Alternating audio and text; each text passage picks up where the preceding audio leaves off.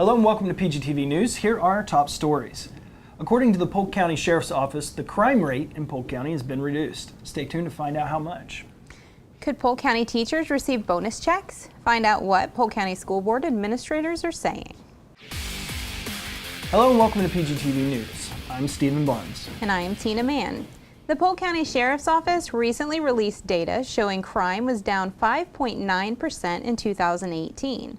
The report looks at 7 crime categories: murder, rape, robbery, aggravated assault, burglary, larceny, and motor vehicle theft. Polk County's crime rate was first recorded in 1971 at 4.16 crimes per 100 residents and peaked in the late 80s, based on FDLE archive reports, with a crime rate of 8.24 in 1989.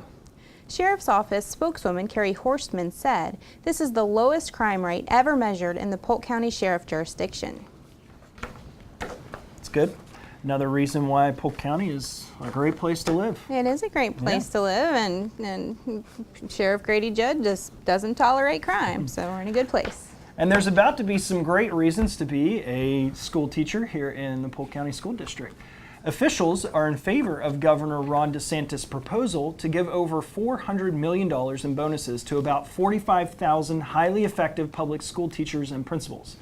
Superintendent Jacqueline Bird said their work is absolutely vital, and they deserve to be compensated for the hard work they do for our children every day. Chief Academic Officer Michael Akes said, "Our teachers deserve to be supported in any and every way. They dedicate their careers to our kids, to doing everything they can do to help our students be successful in the classroom and beyond." Marianne Capaziello, head of the Polk Education Alliance Teachers Union, said, "We don't need a bonus scheme, we need money in teachers' base pay, a way to see their wages go up meaningfully throughout their career, there tomorrow, there for the remainder of their career wages." She has a good point. She does. They both have good points, but at least there's discussion and some movement towards getting these very, very deserving people the raises they really need. Right. Bonuses go a long way. They may not be a bump in base pay, but it certainly helps. Right, and these teachers work so hard on a day-to-day basis. Absolutely. Thank you, teachers. Yes. And in other Polk County School Board news, they may purchase 20 acres of land for $2.68 million for a new elementary school in Davenport, north of Dean Still Road. Angela Usher, Assistant Superintendent for Facilities and Operations, outlined plans for the proposed purchase within the Tierra del Sol neighborhood that will include 477 single-family homes and 236 multifamily structures. School Board member Lori Cunningham said, "We are growing at such leaps and bounds that we really need the help to put these children in schools that are coming in with these planned developments. If approved, the development of the school would open in 2025 and provide relief to other elementary schools in the area." This is definitely something we've seen across the board in Polk County. As we've grown, a lot of our school district has not grown with the population, so certainly trying to make some plans for the future. And the problem is that in a lot of areas there are very unexpected population booms, and it takes a while to plan and develop and actually get the funding for a new school, so it's a process. It's kind of, the funding isn't there until the people come and pay the taxes. And then all of a sudden the people are there and they're like, there's a whole bunch of people there. All right, well, in East Polk County, the population has grown over the years, and there is a need for extra transit service in the area. County commissioners voted recently to fund 2 new routes to service the area. One of the routes will run on US 27 from the Lake Wales Health Department to Haines City and Posner Park 6 days a week. The second route would run from Posner Park down Ronald Reagan Parkway, then around Loftman before returning to Posner Park. Tom Phillips, Lakeland Area Mass Transit Executive Director, said it was the biggest single transit expansion on the east side since Winter Haven Area Transit began 2 decades ago. Again, it's all about this population boom in Polk County, especially out there on the eastern side of Polk County. And if you look at the maps that actually show where transit is in Polk County, there really was an absence of transit running from those areas. So I know Lake Wales is thrilled about the addition, and it's going to be a good change. Very good. Homeowners in unincorporated Polk County will be expected to pay $10 more in fire fees next year under a plan that will eventually lead to 27 additional firefighters and $1.4 million towards an additional fire station. The increase would bring an additional $2 million to the county next year for fire services. It's part of a bigger plan by the county to increase the fire fee by $10 each year for the next 5 years to address the department's needs. The last fire fee increase was in 2016 when commissioners approved an increase to $195 for residents. The rate was reduced to $191 in 2018. The fire fee rate first started at $148 in 2009. As the county grows, everything grows, right? The need for more services. And the need to get firefighters closer to these places so they have a better response rate. You really think about where the growth has happened. It's happened in areas that were previously orange groves and agricultural areas where, to try and get fire trucks where stations were currently out to those places in a timely manner is just impossible. It's not feasible. So, got to raise those rates to pay for stuff sometimes. The U.S. Department of Agriculture released its latest forecasts, and Florida remains on pace to grow enough oranges to fill 77 million 90-pound boxes during the current season. The forecast is an improvement from the 2016-2017 seasons, which produced a decades-low 68.7 million boxes of oranges. Grapefruit remains down this year from 2 years ago when enough was produced to fill 7.8 million boxes. Shannon Shep, Executive Director of the Florida Department of Citrus, said, "We would have liked to hold on to more grapefruit and specialty fruit, but it's a reminder that there are challenges remaining in our industry that we continue to work towards solving." Jared Moskowitz, Director of the Florida Division of Emergency Management, said Wednesday that the state recently awarded $14 million from a $343 million federal block grant for the industry and continues to process and accept applications from growers. Good to see numbers improving in the citrus industry for a change. Definitely. It was one of Florida's main industries for a long time, and it would really be sad to see that go. So it's some great tough that years in the past, but hopefully brighter futures are on the horizon. Absolutely. City of Lakeland crews will start resurfacing Lake Morton Drive starting Monday, February 18th.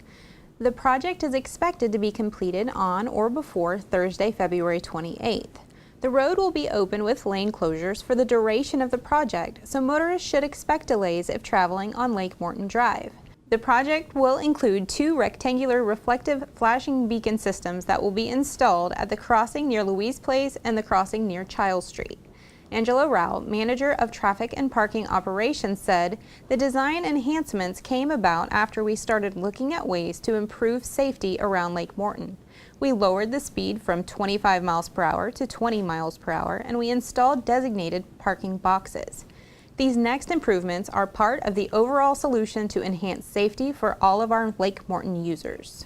One of the other great things about Polk County is that they're very proactive about safety and looking at all the latest and greatest in safety measures, and they're constantly planning forward. Yep. So they're really trying to reduce the pedestrian fatalities that we've seen the increase in and there's really do better. There's a lot of foot traffic in that downtown area there. There definitely is, and there's Morton. a lot of events and a lot of things that happen. It's a very happening place. Well, scheduled track upgrades by CSX Transportation will slow traffic in and around Auburndale through the rest of the month, as railroad crossings at 10 locations will close in a staggered sequence. Work at each crossing is anticipated to take 2 to 4 days to complete. While much of the work will be done at night, asphalt resurfacing of the roadway approaches will be performed during daylight hours. Access limitations and travel delays are anticipated as through traffic will be detoured to bypass work zones. The only thing worse than road work is railroad work. Railroad work. It delays everything, but it's a necessary evil. You got to keep the trains safe and everybody else safe as well. Not supposed to. Well, Monday, February 11th was International Day of Women and Girls in Science. Florida Polytechnic University celebrated this day by inviting young ladies from several Polk County schools to partake in activities and hear from professionals in the STEM industry. We were on hand to speak with faculty about this experience. We're trying to have exposure to the ladies on our campus and also ladies in our community to what exactly that means. We're trying to foster a culture of empowerment and support for our women students, faculty, and the young girls that might decide to go into sciences or math. One of the ways you can do it is show them a community of support and an environment where they are wanted and where they could feel they could thrive. Another way is to show them so many examples of women in history, great scientists that we don't really get to talk about very much in textbooks. So this is a way that they can be exposed to an environment that's friendly and filled with women that are in science and math, and also get exposed to the history of women in science. Studies have shown that as girls and kids, especially girls, they get introduced into the sciences at an early age, that inspires them. So having those speakers, having our faculty involved in this type of activities, they become role models, as well as our students. We have our female students participating in their hands-on activities with them and also throughout the whole program. So it helps them see role models into our students as well. I love seeing women come here, and I love serving at this event. I served at it last year as well, and I see a growing number of female students here. It's really exciting to know that that is our future, and there's a lot more women interested. I want to hopefully work for the Department of Transportation or Walt Disney or Google, those sound like a lot of different options, and I'm just here to make a change in the world, and I feel like these are places that I can really be innovative and be a free thinker and really make a big difference as a woman in STEM, and as just a human being. And I love the way that they look at things, and it's just really cool that I could be a part of that one day and make a difference. So yeah. I think after years of women being considered far less superior in STEM type technology and STEM type careers, that it's really cool that they're pushing girls and women to join those industries and to show them that, hey, we can be just as good, and hey, girls can be nerds too. We can be nerds. I'm proud one myself. Very good. Well, we have to take a quick break, but when we return, we will have sports with Neil Duncan. Marie, you have prediabetes. Prediabetes? I don't have time to eat right or exercise. I'm a busy mom. Oh, you're a busy mom. Yeah. This is great news. Busy moms never get prediabetes. Wait, what? Let me just... Yeah, this is all the people at risk for prediabetes, and way over here, busy moms. No?